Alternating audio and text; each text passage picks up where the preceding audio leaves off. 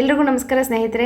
ಇವತ್ತೊಂದು ಡಿಫ್ರೆಂಟಾಗಿ ರುಚಿಯಾದಂತಹ ಬೆಳಗಿನ ತಿಂಡಿಗೆ ತುಂಬ ಬೇಗನೆ ಸುಲಭವಾಗಿ ಮಾಡುವಂತಹ ದೋಸೆ ರೆಸಿಪಿಯನ್ನು ತೋರಿಸ್ತಾ ಇದ್ದೀನಿ. ಇದಕ್ಕೆ ನಾನಿಲ್ಲಿ ಹೆಸರುಬೇಳೆಯನ್ನು ತೊಗೊತಾ ಇದ್ದೀನಿ.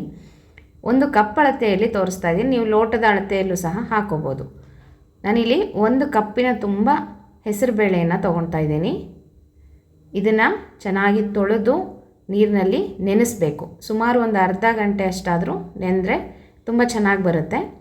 ಆದರೆ ಈ ತಿಂಡಿನ ಬೆಳಗ್ಗೆ ಹೊತ್ತು ದಿಢೀರಂತ ದೋಸೆ ತಿನ್ನಬೇಕು ಅನಿಸಿದಾಗ ಮಾಡ್ಕೊಂಡು ಆರಾಮಾಗಿ ತಿನ್ಬೋದು ಸ್ನೇಹಿತರೆ. ತುಂಬ ಚೆನ್ನಾಗಿ ಬಂದಿತ್ತು. ಇವತ್ತು ಬೆಳಗ್ಗೆ ನಾನು ಇದೇ ತಿಂಡಿನೇ ಮಾಡಿದ್ದೆ. ನೋಡಿರಿ, ಈಗ ಹೆಸರುಬೇಳೆನ ಚೆನ್ನಾಗಿ ತೊಳೆದು ನೀರು ಹಾಕಿ ನೆನೆಸಲಿಕ್ಕೆ ಇಟ್ಟಿದ್ದೀನಿ.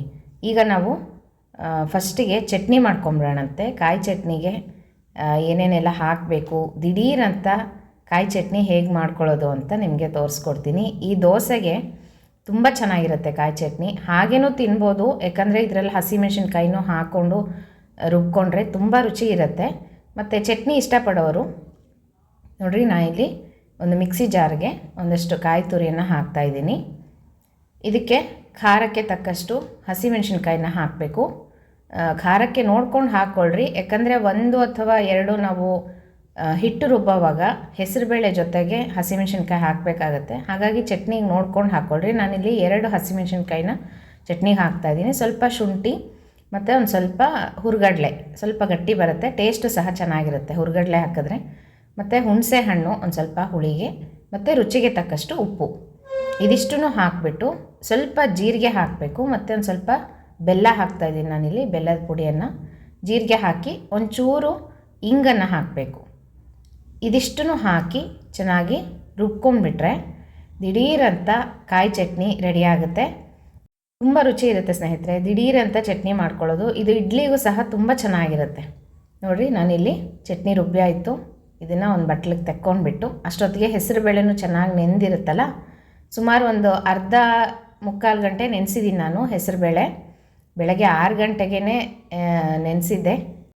6:30, 6:45 ಅಷ್ಟೊತ್ತಿಗೆ ತುಂಬ ಚೆನ್ನಾಗಿ ಹೆಸರುಬೇಳೆ ನೆಂದಿತ್ತು. ನೋಡಿರಿ, ಈಗ ಚಟ್ನಿಗೋಸ್ಕರ ಒಗ್ಗರಣೆ ಮಾಡ್ತಾಯಿದ್ದೀನಿ. ಸ್ವಲ್ಪ ಸಾಸಿವೆ, ಜೀರಿಗೆ, ಉದ್ದಿನಬೇಳೆ, ಕಡಲೆಬೇಳೆ, ಅರಿಶಿಣದ ಪುಡಿ, ಇಂಗು ಹಾಕಿಬಿಟ್ಟು ಒಗ್ಗರಣೆ ರೆಡಿ ಮಾಡಿಕೊಂಡು ಚಟ್ನಿಗೆ ಹಾಕಿಬಿಟ್ರೆ ಚಟ್ನಿ ರೆಡಿ.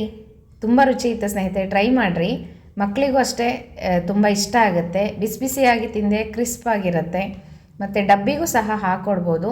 ಅಂದರೆ ಈ ದೋಸೆ 2 ತಿನ್ನೋದ್ರಲ್ಲಿ ಹೊಟ್ಟೆ ತುಂಬಿಡುತ್ತೆ. ಯಾಕಂದರೆ ಹೆಸರುಬೇಳೆ ಸ್ವಲ್ಪ ಹೆವಿ ಅನಿಸುತ್ತಲ್ವ. ಹೆಸರು ಕಾಳು ಹಾಕ್ಕೊಂಡು ಸಹ ನಾವು ದೋಸೆಯನ್ನು ಮಾಡ್ಕೋಬೋದು. ರಾತ್ರಿ ಹೆಸರು ಕಾಳು ನೆನೆಸ್ಬಿಟ್ಟು ಬೆಳಗ್ಗೆ ಒಂದು ಸ್ವಲ್ಪ ಹೆಸರು ಕಾಳು, ಅದ್ರ ಜೊತೆಗೆ ಅಕ್ಕಿನೂ ನೆನೆಸಿರಬೇಕು. ಇಲ್ಲಾಂದರೆ ಅಕ್ಕಿ ಹಿಟ್ಟಾದರೂ ಹಾಕೋಬೋದು.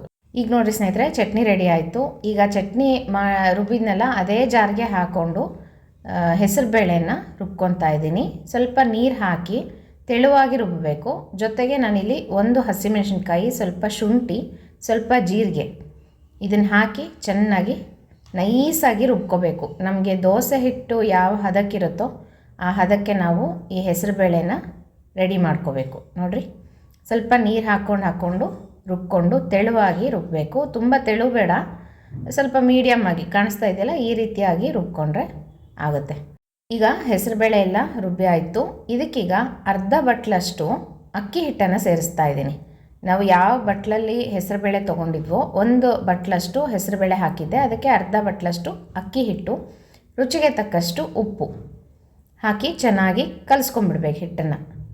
ನೀವು ರುಬ್ಬೋವಾಗಾದರೂ ಅಕ್ಕಿ ಹಿಟ್ಟನ್ನು ಹಾಕಿ ರುಬ್ಕೋಬೋದು, ಅಥವಾ ಬೇಳೆ ಎಲ್ಲ ರುಬ್ಕೊಂಡು ತೆಕ್ಕೊಂಡು ಆಮೇಲೆ ಅಕ್ಕಿ ಹಿಟ್ಟು ಹಾಕಿ ಕಲಿಸ್ಕೋಬೋದು, ಹೇಗಾದರೂ ಮಾಡ್ಕೋಬೋದು. ಅಕ್ಕಿ ಹಿಟ್ಟು ಹಾಕೋದ್ರಿಂದ ಕ್ರಿಸ್ಪಾಗಿ ಬರುತ್ತೆ, ಕೆಂಪಗೆ ತುಂಬ ಚೆನ್ನಾಗಿ ಬರುತ್ತೆ ದೋಸೆ.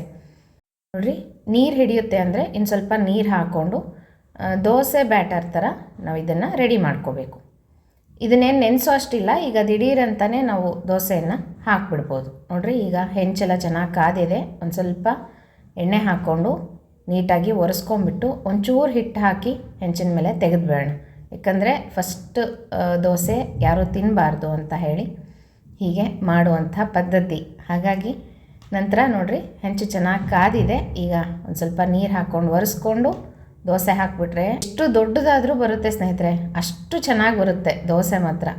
ನೋಡಿರಿ, ಟೇಸ್ಟು ಅಷ್ಟೇ ತುಂಬ ಡಿಫ್ರೆಂಟ್ ಆಗಿರುತ್ತೆ. ಚಟ್ನಿ ದೋಸೆ ಸೂಪರಾಗಿತ್ತು ಇವತ್ತು ಮಾತ್ರ. ಅದಕ್ಕೆ ನಿಮಗೂ ತೋರಿಸೋಣ ಅಂತ ಹೇಳಿಬಿಟ್ಟು ವಿಡಿಯೋ ಮಾಡಿದೆ. ಮಕ್ಕಳಿಗೆ ಮಾಡಿಕೊಡ್ರಿ, ಲಂಚ್ ಬಾಕ್ಸ್ಗಳಿಗೆ ಮತ್ತು ದಿನಾ ಬೆಳಗ್ಗೆ ಏನಪ್ಪ ತಿಂಡಿ ಮಾಡೋದು ಅಂತ ಯೋಚನೆ ಮಾಡೋರಿಗೆ ಇದು ಒಂದು ರೆಸಿಪಿ. ಎಷ್ಟು ಚೆನ್ನಾಗಿ ಎದ್ದು ಬರುತ್ತೆ ಅಂತ. ನಾನಿಲ್ಲಿ ನಾನ್ ಸ್ಟಿಕ್ ತವಾನೂ ಇಟ್ಟಿಲ್ಲ, ಇದು ಕಾಸ್ಟ್ ಐರನ್ದು. ತುಂಬ ಚೆನ್ನಾಗಿ ಬರುತ್ತೆ ಇದರಲ್ಲಿ ದೋಸೆಗಳು. ಹಾಗಾಗಿ ನಾನು ನಾನ್ ಸ್ಟಿಕ್ ತವಾ ಆಗಲಿ ಪ್ಯಾನ್ಗಳಾಗಲಿ ಯಾವುದನ್ನು ಬಳಸೋಲ್ಲ ಸ್ನೇಹಿತರೆ. ಆರೋಗ್ಯಕ್ಕೆ ಒಳ್ಳೆಯದಲ್ಲ ಅಂತ ಹೇಳ್ತಾ ಇದ್ದಾರೆ. ಅದಕ್ಕೋಸ್ಕರ ನೋಡಿರಿ, ತುಂಬ ಗರಿಗರಿಯಾಗಿ ಕ್ರಿಸ್ಪಾಗಿ ಕೆಂಪಾಗಿ ಎಷ್ಟು ಚೆನ್ನಾಗಿ ಬಂದಿದೆ ಅಂತ.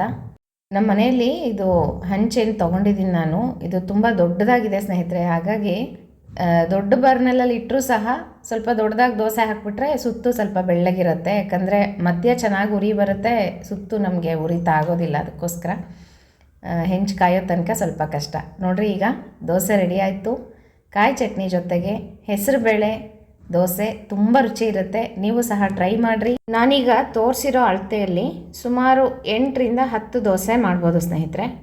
ಹಾಗಾಗಿ ನಿಮ್ಮ ಮನೇಲಿ ಎಷ್ಟು ಜನ ಇದ್ದೀರೋ ನೋಡಿಕೊಂಡು ಹಾಕ್ಕೊಳ್ರಿ. ಟೇಸ್ಟ್ ಹೇಗಿತ್ತು ಅಂತ ನನಗೆ ಕಮೆಂಟ್ ಬಾಕ್ಸಲ್ಲಿ ತಿಳಿಸೋದು ಮರಿಬೇಡ್ರಿ.